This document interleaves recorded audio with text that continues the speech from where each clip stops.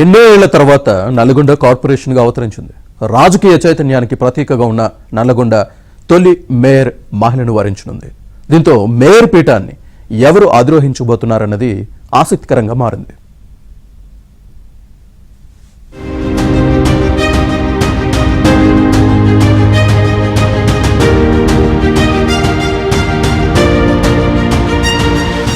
Mayor పీఠం కోసం అన్ని సామాజిక వర్గాల మహిళలు పోటీ పడుతున్నారు.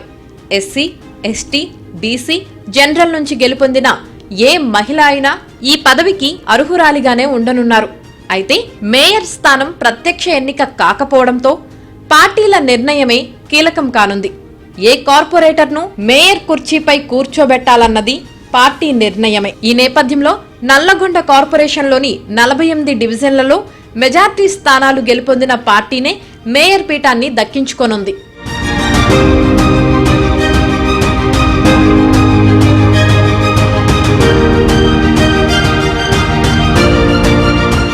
కార్పొరేషన్లో మేయర్, కార్పొరేటర్ల రిజర్వేషన్లు ఖరారైపోయాయి. దీంతో ఆశావహులంతా మంత్రి కోమటిరెడ్డి వెంకటరెడ్డి చుట్టూ ప్రదక్షిణలు మొదలుపెట్టారు.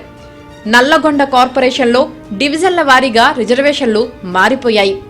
కొందరు బలమైన నేతలు గతంలో పోటీ చేసిన స్థానాలు ఇప్పుడు మహిళలకు దక్కాయి. అలాంటి చోట్ల నేతల సతీమణులను బరిలో నిలిపేందుకు సిద్ధమవుతున్నారు. మున్సిపల్ మాజీ చైర్మన్ బుర్రి శ్రీనివాసరెడ్డి సహా పలువురు కౌన్సిలర్ల స్థానాల్లో రిజర్వేషన్లు తారుమారయ్యాయి. ఆయా స్థానాల్లో వారి సతీమణులను నిలబెట్టే వ్యూహాలు రచిస్తున్నారు. మరోవైపు తమకు అనుకూలమైన డివిజన్లలో పోటీకి సైతం సిద్ధపడుతున్నారు.